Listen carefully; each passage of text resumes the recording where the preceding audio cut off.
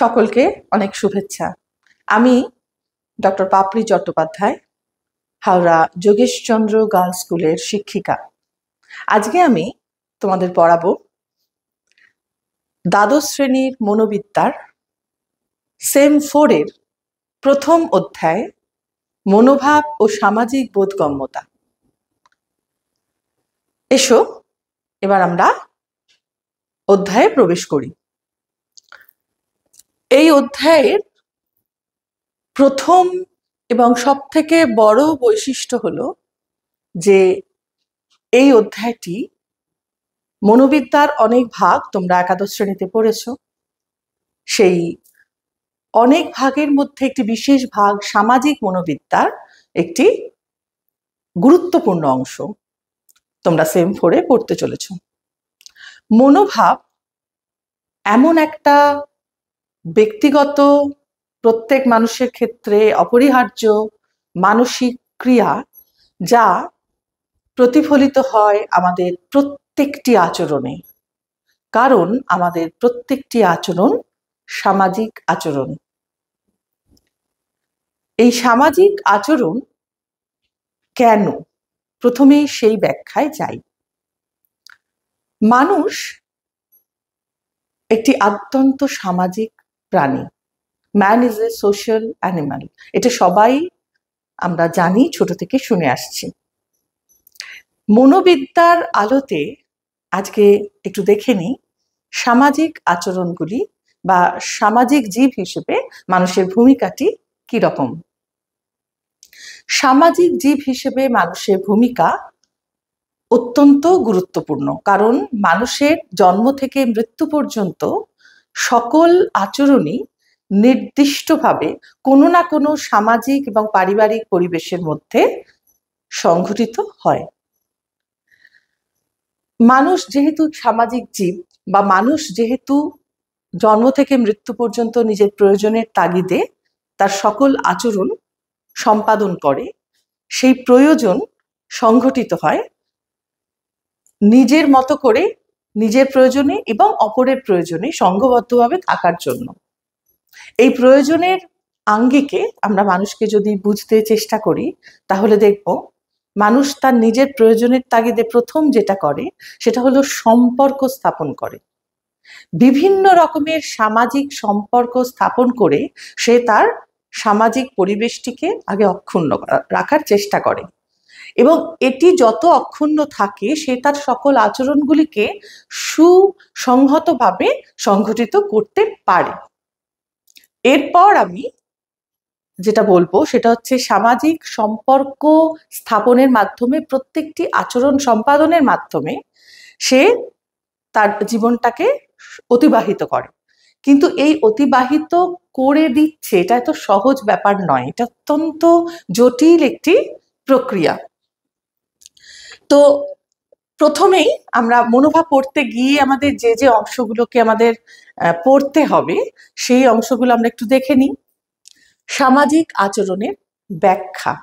আগে বুঝে নিতে হবে যে সামাজিক আচরণগুলোকে আমরা কিভাবে ব্যাখ্যা করছি, কিভাবে বুঝছি, সামাজিক আচরণ কিভাবে সংগঠিত হচ্ছে, নিজের আচরণ কিভাবে বুঝছি, অন্যের আচরণকে কিভাবে বুঝতে চেষ্টা করছি, কারণ অন্যের আচরণকে বুঝে তবে আমরা তার সাথে সেই সম্পর্ক, সামাজিক সম্পর্কটি বহাল রাখার চেষ্টা করছি।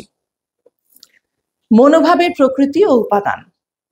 সামাজিক আচরণের যদি মূল জায়গায় চলে যাও তাহলে হচ্ছে মনোভাব।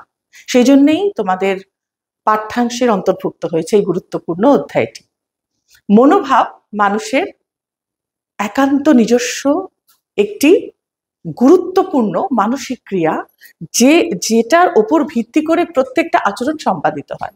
তাই সামাজিক আচরণের ব্যাখ্যা পড়তে গেলে আমাদের এটা পড়তে হবে মনোভাবের প্রকৃতি উপাদান, অর্থাৎ মনোভাব কাকে বলে, মনোভাবের সংজ্ঞা, মনোভাবের বৈশিষ্ট্য কি কি। এরপর আসছি মনোভাবের গঠন ও পরিবর্তন। মনোভাব কাকে বলে জানলেই শুধু হবে না, তার বৈশিষ্ট্য জানলে হবে না। মনোভাব মানুষের মধ্যে কিভাবে গঠিত হয়, অর্থাৎ আমরা কিন্তু জন্মগত সূত্রে মনোভাব নিয়ে জন্মাই না। একান্ত সদ্যজাত শিশুর মধ্যে কোনো মনোভাবই থাকে না। ধীরে ধীরে সে যত বড় হয় তার সামাজিক পরিবেশের সঙ্গে ক্রিয়া প্রতিক্রিয়ার মাধ্যমে আস্তে আস্তে মনোভাবটি সংঘটিত হয় তার ভেতরে বিভিন্ন বিষয়ের প্রতি। তো সেই মনোভাব কিভাবে গঠিত হয় সেটা তোমাদের পড়তে হবে। মনোভাব গঠিতই শুধু হয় না, এটা জানতে হবে যে মনোভাব গঠিত যেমন হয়, মনোভাব পরিবর্তিত হয়। জন্মের পর আমাদের যে মনোভাব গঠিত হচ্ছে ধীরে ধীরে, সেই মনোভাবটি কিন্তু আমাদের সারা জীবন আমরা বহন করি না মাথার মধ্যে। আমাদের সেই মনোভাব ধীরে ধীরে পরিবর্তিত হয়। কখনো কখনো কিছু কিছু মনোভাব হয়তো অনমনীয় থাকে, সেগুলো খুবই কম, এবং সেগুলো কোনো না কোনো সময় দীর্ঘ সময় পরে পরিবর্তিত হবে না এমন কোনো ব্যাপারও কিন্তু নয়। তাই মনোভাব কিন্তু পরিবর্তিত হয়, শুধু হয় নয়, মনোভাব পরিবর্তন করা হয় রীতিমতো উদ্দেশ্য প্রণোদিতভাবে। সামাজিক কারণে মনোভাবের পরিবর্তন করতে হয়। যেমন ধরো, কোনো ব্যক্তি যদি কোনো অন্য ব্যক্তি বা গোষ্ঠীর প্রতি খারাপ মনোভাব সম্পন্ন হয়, নেতিবাচক মনোভাব সম্পন্ন হয় কোনোভাবে বা কোনো বিষয়ের প্রতি, কিন্তু সেটা আদতে সেটা কিন্তু খারাপ বা নেতিবাচক নয় তার জন্য, সেক্ষেত্রে সেই মনোভাবটি দূরীভূত করার জন্য সামাজিক প্রচেষ্টা, পারিবারিক প্রচেষ্টা হয়। সুতরাং মনোভাব উদ্দেশ্যমূলকভাবেও পরিবর্তন করা হয়। তাই আমাদের এটাও কিন্তু অত্যন্ত গুরুত্ব সহকারে করতে হবে। এরপর হচ্ছে মনোভাব আচরণ সম্পর্ক, অর্থাৎ মনোভাব কিভাবে আচরণকে প্রভাবিত করছে, এই জায়গাটা আমাদের বুঝতে হবে। এই বুঝতে গিয়ে আমাদের জানতে হবে সাধারণীকৃত ধারণা কাকে বলে, পক্ষপাত বৈষম্য কাকে বলে। সাধারণীকৃত ধারণা বলো, পক্ষপাত বলো, বৈষম্য বলো, এগুলি কিন্তু ওই মনোভাবের দ্বারা প্ররোচিত আচরণের মধ্যে একটা বিরাট অংশ জুড়ে থাকে, যা অধিকাংশ ক্ষেত্রে নেতিবাচক হয়। কিন্তু সেগুলো সম্পর্কে সচেতন হতে হবে, সেগুলোকে প্রয়োজন মতো দূরীভূত করতে হবে, এবং যা অনেক ক্ষেত্রে বর্তমান সমাজেও একটি জ্বলন্ত সমস্যা হিসেবে অনেক ক্ষেত্রে পরিগণিত হয়, অনেক রকমের এই ধরনের পক্ষপাত বৈষম্য, এবং সেটা কিভাবে গঠিত হচ্ছে, কেন হচ্ছে, সেগুলো আমরা এই অধ্যায়ে পড়ে নেব। এরপর আমরা যাব আরোপণ।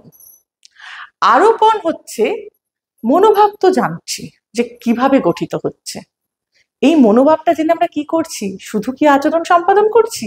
না, আচরণ সম্পাদন আর মনোভাব সংগঠনের সঙ্গে সঙ্গে মনোভাব সংগঠনের পরে আচরণ সম্পাদনের আগে একটি গুরুত্বপূর্ণ বিষয় হলো আরোপণ। কারণ আরোপণ মানে অন্য মানুষ আমার সামনে বা ব্যক্তির সামনে অন্য ব্যক্তিদের বা গোষ্ঠীর আচরণ কেন সম্পাদিত হচ্ছে সেই কারণ নির্ধারণ করা।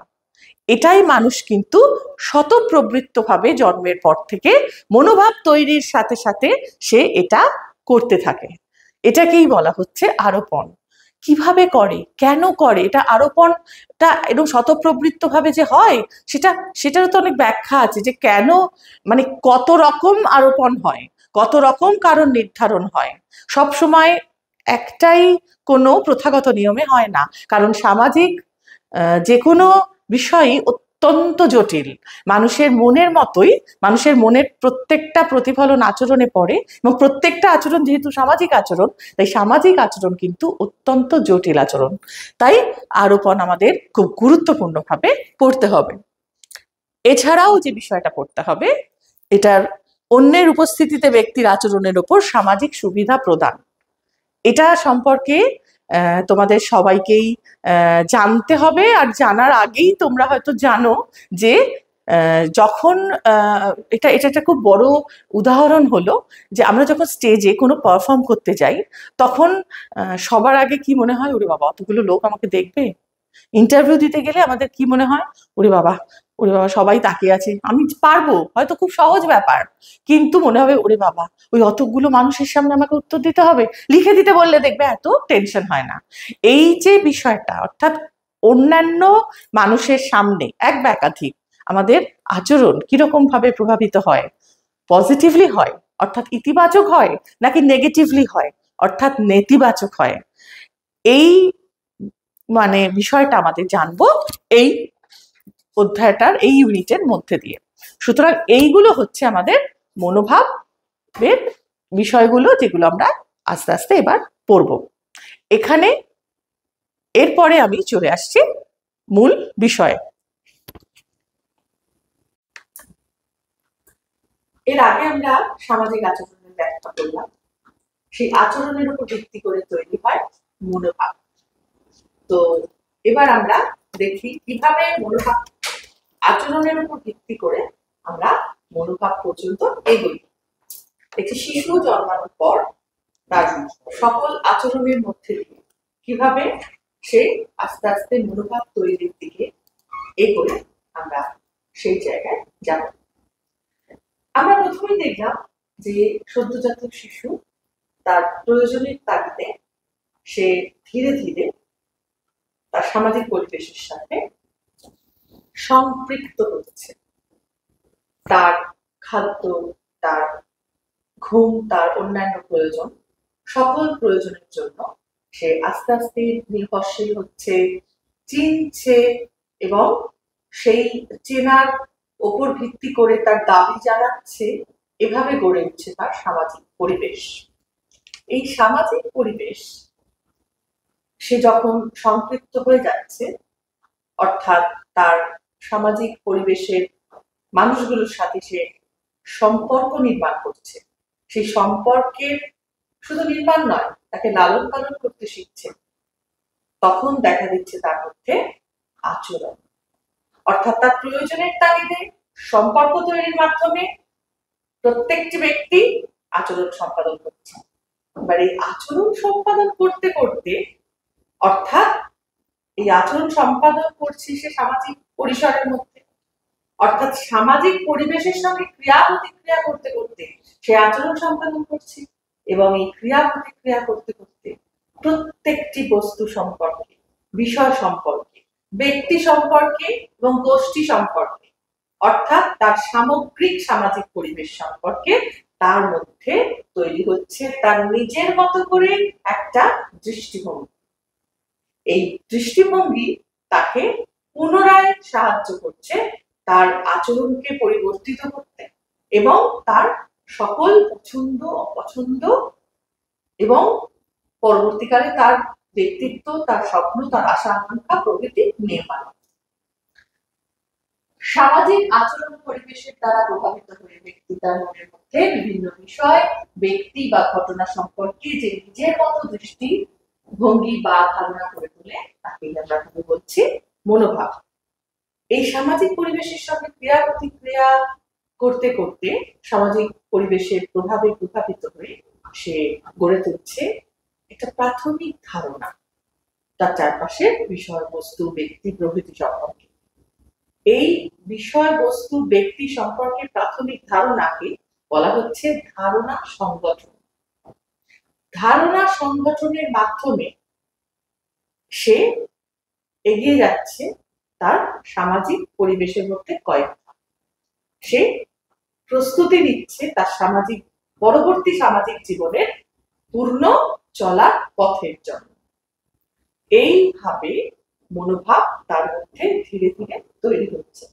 এই যে ধারণা সংগঠন হচ্ছে, প্রত্যেক কিছু সম্পর্কে তার চারপাশে সে ধারণা তৈরি করে ফেলছে।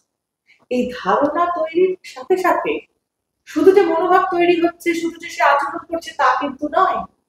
সে সব থেকে যেটা গুরুত্বপূর্ণ জায়গা, সে প্রথমে তার চারপাশের ব্যক্তি সম্পর্কে যে ধারণা তৈরি করছে বা বস্তু সম্পর্কে, সে ধারণার পরিপ্রেক্ষিতে অপর ব্যক্তি বা অপর গোষ্ঠীর আচরণের কারণ অনুসন্ধান করছে বা কারণ আলোকন করছে বা কারণ নির্ণয় করছে, যে কেন তার সাথে সে হাসলো, কেন তাকে দিল না, কেন তার পাশে সে এসে দাঁড়ালো, কেন সে ওই কাজটি করছে।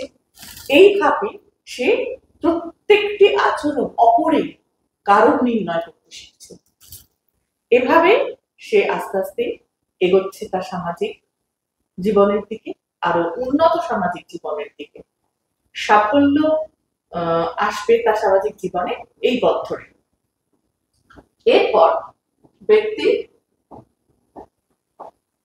ব্যক্তির মধ্যে এই যে ধারণা সংগঠন হচ্ছে, তার প্রত্যেকটি ক্রিয়া প্রতিক্রিয়ার মধ্যে দিয়ে সামাজিক বিষয়ে গুণাবলী বা বৈশিষ্ট্য সম্পর্কে প্রাথমিক ধারণা, একে বলছে ধারণা সংগঠন। এরপর আরোপণ করছে সে, আমি বললাম একটু আগে, ধারণা সংগঠনের পর ব্যক্তি তার চারপাশের ব্যক্তি বা গোষ্ঠীর আচরণের কারণ নির্ধারণে সচেষ্ট হয়, অর্থাৎ ব্যক্তি কেনই আচরণ করছে সেই সম্পর্কে বিশ্লেষণ ও পর্যালোচনা শুরু করে, একেই বলে আরোপণ। এই যে বিশ্লেষণ, এই বিশ্লেষণ ধর্মিতা ততক্ষণ পর্যন্ত ব্যক্তির মধ্যে বা শিশুটির মধ্যে জন্মায় না, সৃষ্টি হয় না, যতক্ষণ না পর্যন্ত তার মধ্যে প্রাথমিক ধারণা সংগঠিত হচ্ছে। এখানে আমরা দেখবো, আমি যেটা বললাম সেটাকে এখানে একটা ছকের মাধ্যমে দেখছি। অপর ব্যক্তির সামাজিক আচরণ বৈশিষ্ট্য সম্পর্কে কোন ব্যক্তির ধারণা গঠন ও কারণ নির্ধারণ হয়, দুটোই ঘটে। এটাকেই একত্রে বলছে মনোভাবের গঠন। এবং মনোভাব যখন সংগঠিত হয় তখন তার যে প্রাথমিক পর্বটি বা প্রাথমিক কার্যকারিতাটুকু এভাবে একটি শিশুর মধ্যে পরিলক্ষিত হয়। এরপর আমরা আরো দুটো বিষয়, এই সামাজিক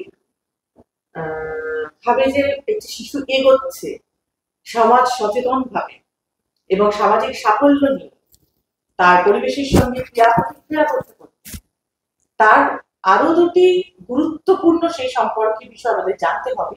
একটা হচ্ছে সামাজিক চেতনা, তার মধ্যে একটি মনোভাব তৈরির সাথে সাথে, আরোপণ সংগঠিত হওয়ার সাথে সাথে তার এই সামাজিক চেতনা জেগে উঠছে। সামাজিক চেতনা কি? চারপাশের সামাজিক পরিবেশ বা সামাজিক পৃথিবী সম্পর্কে প্রত্যেক ব্যক্তির মধ্যে যে চিন্তাধারার উৎপত্তি হচ্ছে, তার দ্বারা ব্যক্তি ঘটনা বা সামাজিক বিষয় সম্পর্কে নিজস্ব ব্যাখ্যা প্রদান করছে, বিশ্লেষণ করছে, মনে রাখছে এবং প্রয়োগ করছে। অর্থাৎ মনোভাব তৈরির জন্য প্রথম যে ধারণা সংগঠিত হচ্ছে, তারপর তার মধ্যে তৈরি হচ্ছে সামাজিক চেতনা। শুধু মনোভাবের মাধ্যমে ধারণা তৈরি হয়ে সেখানেই কিন্তু থেমে থাকছে না, ব্যক্তির ধারণাগুলিকে জুড়ে জুড়ে সে কিন্তু তাকে বৃহত্তর তার চিন্তাধারা অঙ্গীভূত করছে এবং তার সকল চিন্তাধারার মধ্যে গ্রথিত হয়ে যাচ্ছে, প্রথিত হয়ে যাচ্ছে সে তার সকল মনোভাবের টুকরো টুকরো অংশগুলো নিয়ে তৈরি হচ্ছে তার সামগ্রিক সামাজিক জ্ঞান বা চেতনা। তার সকল চিন্তাধারাতেই প্রবাহিত হচ্ছে এবং সেই মনোভাবগুলিকে কেন্দ্র করে যেখানে সে কি করছে তার সামাজিক চিন্তাধারার মধ্যে, সে এই যে সামাজিক বিষয়গুলিকে সে ব্যাখ্যা দিচ্ছে, তার চারপাশের বিষয়গুলো তার প্রাথমিক ধারণাগুলির উপর ভিত্তি করে সে সামাজিক ঘটনার ব্যাখ্যা দিচ্ছে, কারণ নির্ণয় করছে, বিশ্লেষণ করছে, নানাভাবে বিশ্লেষণ করে। আমরা দেখি সমাজে সংঘটিত অনেক ঘটনাকে অনেক ব্যক্তি অনেকভাবে বিশ্লেষণ করে, কিংবা আমরা নিজেরাও আমাদের মতামতের পার্থক্য তৈরি হয়। আমি একরকম ভাবে বিশ্লেষণ করলাম আর অপর একজন আরেক রকম ভাবে বিশ্লেষণ করলো আমাদের চারপাশের ঘটনাগুলিকে। যে যার নিজের মনোভাব অনুযায়ী তারা কিন্তু এই বিশ্লেষণ করছে এবং সেগুলিকে মনে রাখছে। শুধু বিশ্লেষণ করছে না, ঘটনাগুলিকে মনে রাখছে এবং পরবর্তীকালে সেটা প্রয়োগ করছে। এইভাবে সামগ্রিক সামাজিক চেতনাটি ব্যক্তির মধ্যে রূপ পাচ্ছে। এই সামাজিক চেতনা ছাড়াও মনোভাব করতে গিয়ে আমরা স্কিমা, এই গুরুত্বপূর্ণ জিনিসটা সম্পর্কে অবশ্যই অবহিত। স্কিমা হচ্ছে একটা জ্ঞানমূলক সংগঠন মানুষের মনের মধ্যে, সম্পূর্ণ মানসিক একটি ক্রিয়া যেটা খুব ইউনিট বা একক হিসেবে মনোভাব সংগঠিত হতে সহায়তা করে। মানব মস্তিষ্ক বাইরে থেকে গৃহীত তথ্যাবলীকে এক অতি আধুনিক অভিনব পদ্ধতিতে অতি গুরুত্বপূর্ণ মানসিক ক্রিয়ার মাধ্যমে প্রক্রিয়াকরণ করে। এটি মূলত শ্রেণীকরণ, অর্থাৎ বিভিন্ন তথ্য আমরা যে কোনো বস্তু থেকে সংগৃহীত করি। যে কোনো বস্তু বিষয় বা ব্যক্তি সম্পর্কে আমাদের ভিতর প্রতিনিয়ত সামাজিক পরিবেশ থেকে তথ্য আসে। সেই তথ্যগুলিকে আমরা ভিতরে নিয়ে প্রথমেই যে কাজটি করব সেটি হচ্ছে তাকে শ্রেণীকরণ করব, অর্থাৎ ক্লাসিফিকেশন। অর্থাৎ অনেক রকম ভাগে ভাগ করে সেই ভাগের মধ্যে আমরা প্রত্যেকটা তথ্যকে লিপিবদ্ধ রাখি। যেমন একটি শিশু যখন আম চিনছে, আবার সে দুধ চিনছে, আবার সে একটি ফল চিনছে, ফল, কলা কি আপেল। তো এইগুলো সম্পর্কে বিভিন্ন তথ্য তার কাছে আসছে। সে আপেলটিকে প্রথমে চিনছে একটি ফল হিসেবে, পরে চিনছে তার রংটি লাল। তাকে যখন জিজ্ঞেস করা হচ্ছে যে একটি ফলের নাম করো, সে তখন বলছে আপেল। তাকে যখন বলা হচ্ছে সে একটি লাল রঙের ফলের নাম করো, তখন সে বলছে আপেল। আবার তাকে যখন বলা হচ্ছে হলুদ রঙের ফলের নাম করো, তখন সে বলছে কিন্তু কলা। তাহলে হলুদ ফল, ফলের মধ্যে আবার কিছু ক্লাসিফিকেশন হচ্ছে। এইভাবে প্রত্যেকটি তথ্যকে সে শ্রেণী বিভাগের মাধ্যমে শ্রেণীকরণ করছে তার মনের মধ্যে। তবেই সে ঠিক সময় মতো সেই তথ্যকে তার মনোভাব তৈরিতে সে সামগ্রিকভাবে কাজে লাগাতে পারবে বা সে সেটাকে মনে রাখতে পারবে। এই যে স্কিমা, এই স্কিমা কিন্তু প্রতিনিয়ত গঠিত হচ্ছে আমাদের মধ্যে। এটি শিশুর মধ্যে একদম শুরু থেকে তৈরি হচ্ছে, কিন্তু তার বয়স বৃদ্ধির সাথে সাথে সেই স্কিমা কিন্তু আরো উন্নত, আরো পরিণত হচ্ছে। তাই স্কিমা আমাদের আমৃত্যু তৈরি হয়, উন্নত হয়, পরিবর্তিত হয়। একটি শিশু যাচ্ছে, সদ্যজাত শিশু, মাকে সে চিনছে এমন একটি প্রতিমূর্তি যেটাকে খেতে দেয়, যেটাকে আদর করে, যত্ন করে। আবার আরেকটু পরে সে শিখেছে স্কুলে গিয়ে যে মা হচ্ছে এমন যাকে শ্রদ্ধা করতে হয়, যার কথা শুনতে হয়, বাধ্য হতে হয়। আরো পরে সে মাকে জানছে যে মা যাই করি না কেন, মা আমাকে অনেক নেগেটিভলি জাজ করলেও মা কিন্তু আমাকে বাড়ি থেকে তাড়িয়ে দেবে না বা কিছু চরম পরিণতির দিকে ছেড়ে দেবে না। এসবই কিন্তু একই মা, এই স্কিমা এর সঙ্গে সংযুক্ত হচ্ছে। এভাবে আমৃত্যু আমরা মাকে চিনি। মা থাকা, মা না থাকা, নানা রকম অনুভূতি, নানা রকম তথ্য মায়ের সম্পর্কে, স্পেশালি নিজের মায়ের সম্পর্কে, এবং সামগ্রিক মা, বিশ্ব মা, এরকম একটা সর্বজনীন মাতৃত্ব সম্পর্কে আমাদের স্কিমা, প্রত্যেকটা স্কিমা আমাদের তৈরি হয় এবং পরিবর্তিত হতে হতে যায়।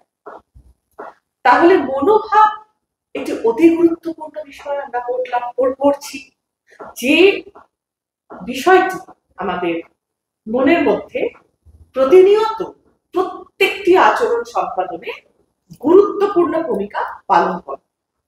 তাই মনোভাব পড়তে গেলে আমাদের মনে রাখতে হবে সবার আগে যে আমরা একটি সামাজিক জীব, এবং এই সামাজিক জীব হিসেবে আমাদের প্রত্যেকটি মনোভাব সদার্থক হতে হবে বা সত্যের ওপর প্রতিষ্ঠিত হতে হবে। এই অংশটি, এই ইউনিটটি এখানে শেষ হলো। মনোভাব ও সামাজিক বোধগম্যতা অধ্যায়ের মূল পর্বে প্রবেশ করছি। প্রথম যে বিষয়টা আমাদের ভালো করে বুঝতে হবে তা হলো সামাজিক আচরণের ব্যাখ্যা। এটা বুঝতে হবে। আমি আগেই বলেছি যে মানুষ অত্যন্ত একটি সামাজিক জীব। একজন শিশু যখন প্রথম জন্মগ্রহণ করে, সে তার সদ্যজাত শিশুটি তার বাবা মা বা কাছের জনেদের ওপর সম্পূর্ণ নির্ভরশীল থাকে। এক্ষেত্রে বাবা মা বা তার কাছের জন যে তাকে যত্ন করছে, এদের ওপর ওর নির্ভরশীলতা গড়ে উঠছে, এটা আমরা সবাই জানি। কিন্তু আমরা এটা অনেক ক্ষেত্রে জানলেও সচেতন হতে পারি না যে আমৃত্যু পর্যন্ত আমরা কিন্তু সম্পূর্ণভাবে সামাজিক ঘেরাটোপের মধ্যে, সামাজিক প্রত্যেকটা শৃঙ্খলের মধ্যে আবদ্ধ থাকি। আমরা এককভাবে কেউ আমাদের একটা দিনও যাপন করতে পারবো না একেবারে বিচ্ছিন্নভাবে জঙ্গলে গিয়ে আমরা যাপন করতে পারবো না আমাদের দিন অন্যান্য পশুদের মতন। কারণ আমাদের প্রত্যেকটি প্রয়োজনে, দৈনিক জীবনের প্রত্যেকটি সূক্ষ্ম, অতি সূক্ষ্ম প্রয়োজনে আমাদের সমাজকে, আমাদের চারপাশের মানুষকে, আমাদের সামাজিক পরিবেশকে প্রয়োজন। এই যে সামাজিক পরিবেশের প্রয়োজনীয়তা আমার, এই সামাজিক পরিবেশের প্রয়োজনীয়তার জন্যই আমরা সমাজকে ছেড়ে যাই না, আর সমাজও আমাদের ঘিরে থাকে। তাই প্রত্যেকটি আচরণ আমাদের সামাজিক আচরণ। জন্ম থেকে মৃত্যু পর্যন্ত প্রত্যেকটি আচরণ আমাদের সংঘটিত হয় নয় তো কোনো পারিবারিক পরিবেশের মধ্যে অথবা কোনো বৃহত্তর সামাজিক ক্ষেত্রে। এর বাইরে বিচ্ছিন্নভাবে আমরা কিন্তু কখনোই যাপন করি না। কোনো নির্জন, অত্যন্ত নির্জন কোনো স্থানে ভ্রমণে গেলেও আমাদের কিন্তু সংযোগ রাখতে হয় আমাদের পরিবারের সাথে, আমাদের কর্মক্ষেত্রের সাথে। আর যদি সেই যোগাযোগ আমরা বিচ্ছিন্ন রাখি, তাহলেও আমরা জীবজন্তুদের মতো গাছে ঝুলে ঘুমোতে পারবো না। আমাদের খাট বিছানা দরকার হবে সেখানে গিয়েও, আমাদের খেতে হবে সেখানে গিয়েও, আমরা গাছের ফলমূল খেয়ে থাকতে পারবো না। তাই প্রতিনিয়তই আমাদের দরকার আমাদের সমাজকে। কারণ খাদ্য আমরা নিজেরা উৎপাদন করে খেতে পারবো না সবটুকু। আমরা সবকিছুর জন্য, একটা জলের জন্য, পরিশুদ্ধ জলের জন্য আমরা সামাজিকভাবে নির্ভর করে থাকি। এছাড়া প্রতিদিন ঘুম থেকে উঠে থেকে কলে জলটা থেকে শুরু করে সবকিছুই আমরা পরস্পরের উপর নির্ভরশীলভাবে বেঁচে থাকি। আমরা কোনোটাই একক ক্ষমতায় সেটার আয়োজন করতে পারবো না। তাই আমরা অত্যন্ত একটি সামাজিক জীব। এই সামাজিক প্রয়োজনে মানুষ সর্বপ্রথম যেটা করে সেটা হচ্ছে সে তার চারপাশের পরিবেশের সঙ্গে সম্পর্ক গড়ে তোলে। শুধু ব্যক্তি মানুষ নয়, বিষয়বস্তুর সাথেও সম্পর্ক গড়ে তোলে। কিন্তু আমাদের মূল প্রতিপাদ্য বিষয় এখানে মানুষের সাথে, মানে ব্যক্তির সাথে ব্যক্তির বা ব্যক্তির সাথে গোষ্ঠীর সম্পর্ক। কারণ মনোবিদ্যার আলোতে আমরা যখন এই সম্পর্ক বুঝবো, তখন সেখানে এই ব্যক্তি বা গোষ্ঠীর সাথে সম্পর্ককেই আমরা এখানে প্রধানত সেটাতেই মনোনিবেশ করব। তো সামাজিক জীব হিসেবে আমাদের এই যে এইভাবে যে আমরা এগোচ্ছি সম্পর্ক তৈরির মাধ্যমে, সেই সম্পর্ক তৈরি শুধু নয়, সম্পর্ককে লালন পালন করতে হয়, নার্চার করতে হয়। সেই সম্পর্ক লালন পালনের মাধ্যমে আমরা আমাদের সকল প্রয়োজন ধীরে ধীরে মেটাই। কোনোভাবে সেই সম্পর্ক ক্ষতিগ্রস্ত হলে আমাদের প্রয়োজন, যে প্রয়োজনের পূরণ, তা বাধাপ্রাপ্ত হবে এবং আমরা কিন্তু আমাদের জীবনযাপন ক্ষতিগ্রস্ত হবে। আমরা খারাপ থাকবো, ভালো থাকাটা থেকে আস্তে আস্তে সরে আসব। তো এই যে মনোবিদ্যার আলোতে আমরা সমাজের সাথে মানুষের সম্পর্ককে বোঝার চেষ্টা করছি, এখানে এর পরে আমি যেটা বলবো সেটা হচ্ছে আমরা কি কি আচরণের মাধ্যমে আমরা সমাজের সাথে সম্পর্কটা বা আমাদের মধ্যে যে তাগিদ রয়েছে সামাজিক সম্পর্ক স্থাপনের, সেটি আমরা বুঝতে পারি। অর্থাৎ সমাজ কিভাবে আমাদের প্রভাবিত করছে, সেই প্রভাবটা আমাদের আচরণে কিভাবে বিচ্ছুরিত হচ্ছে বা প্রতিফলিত হচ্ছে, সেটা আমরা বুঝবো। এখানে বিভিন্ন রকম সামাজিক আচরণের উল্লেখ রয়েছে। বিভিন্ন রকম সামাজিক আচরণের মধ্যে এইগুলো খুব সাধারণ বা কমন, যেটা আমরা প্রত্যেকে ব্যবহার করে থাকি বা প্রত্যেকে নিজেদের আচরণে নিজেরা বুঝতে পারি। অন্যের আচরণের মধ্যেও আমরা বুঝতে পারি যে এই আচরণগুলো সংগঠিত হচ্ছে। প্রতিযোগিতামূলক আচরণ যে কোনো বয়সে, যে কোনো ক্ষেত্রে কখনো প্রকাশিত কখনো অপ্রকাশিত থাকে প্রতিযোগিতামূলক আচরণ। এবং এই প্রতিযোগিতা যখন স্বাস্থ্যকর হয়, তখন সেটা মানব সভ্যতার ক্ষেত্রে ইতিবাচক হয়, মানুষের জীবনের ক্ষেত্রে ইতিবাচক হয়, কল্যাণকামী হয়। আর এই প্রতিযোগিতামূলক কখন স্বাস্থ্যকর থেকে অস্বাস্থ্যকরে বদলি হয়ে গেছে, সেই জায়গাটা আমাদের বুঝতে না পারলে, সেইভাবে আচরণ সম্পাদন করলে সেটা আমাদের পক্ষে এবং আমাদের সমাজের পক্ষে যুগপৎ ক্ষতিকারক। প্রতিযোগিতামূলক আচরণ, সহযোগিতামূলক আচরণের পরে সহযোগিতামূলক আচরণ অত্যন্ত প্রয়োজনীয় এবং অপরিহার্য একটি আচরণ, যে আচরণের মাধ্যমে আমরা আমাদের পরিবারকে ধরে রাখি, আমাদের কাছের জনেদের আমরা সম্পর্ক বজায় রাখি। শুধু তাই নয়, সমাজের প্রত্যেক মানুষের প্রতি আমাদের সহযোগিতামূলক মনোভাব পোষণের দরকার আছে। এই শিক্ষাও কিন্তু ছোটবেলা থেকে আমরা পেয়ে থাকি। প্রতিযোগিতামূলক আচরণের যেমন প্রয়োজন আছে, তার থেকেও বেশি প্রয়োজন আছে সহযোগিতামূলক আচরণ। এবং কোন ক্ষেত্রে কতটা সহযোগিতা কার দরকার সেই অনুভূতিটাও থাকতে হবে, তবে সে কিন্তু সেই আচরণটা সম্পাদন করবে, সেটা বুঝতে হবে, সেই সম্পর্কে উপলব্ধি থাকতে হবে। সহযোগিতামূলক আচরণের পরে আসবে পিতৃমাতৃসুলভ আচরণ।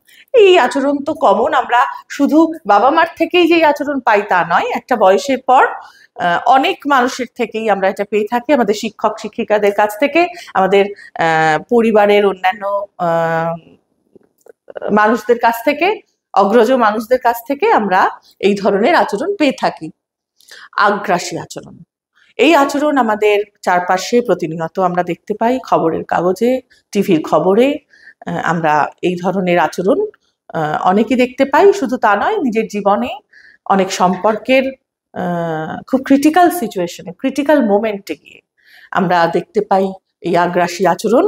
তার রূপ পারস্পরিক আচরণ।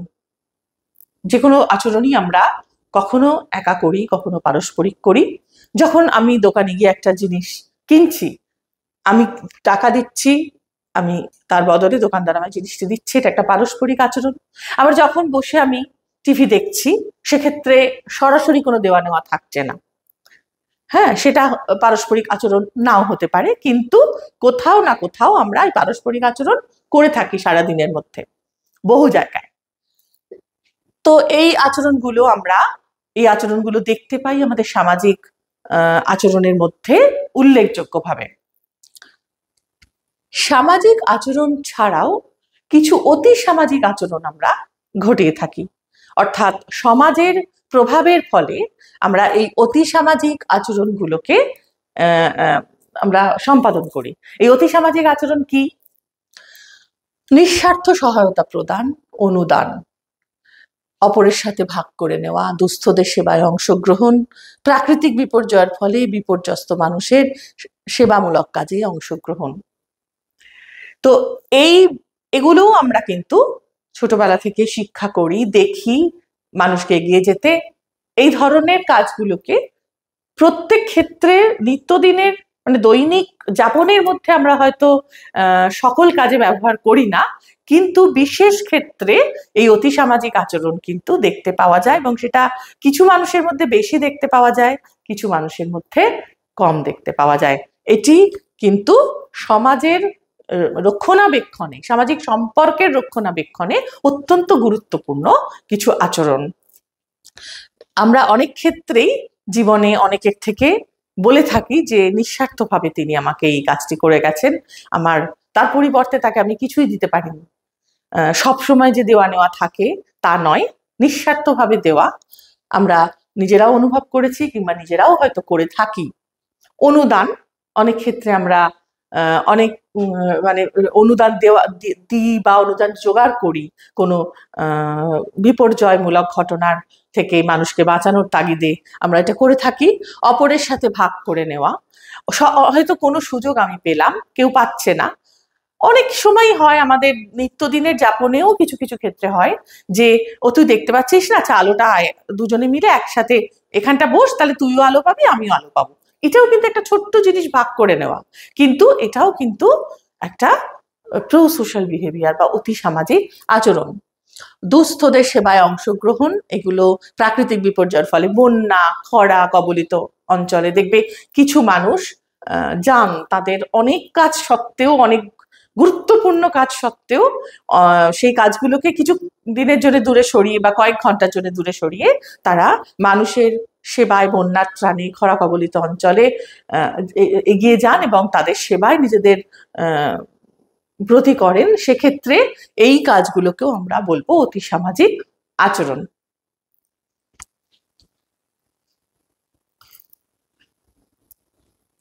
এই পর্যন্ত এখানে আমি শেষ করলাম।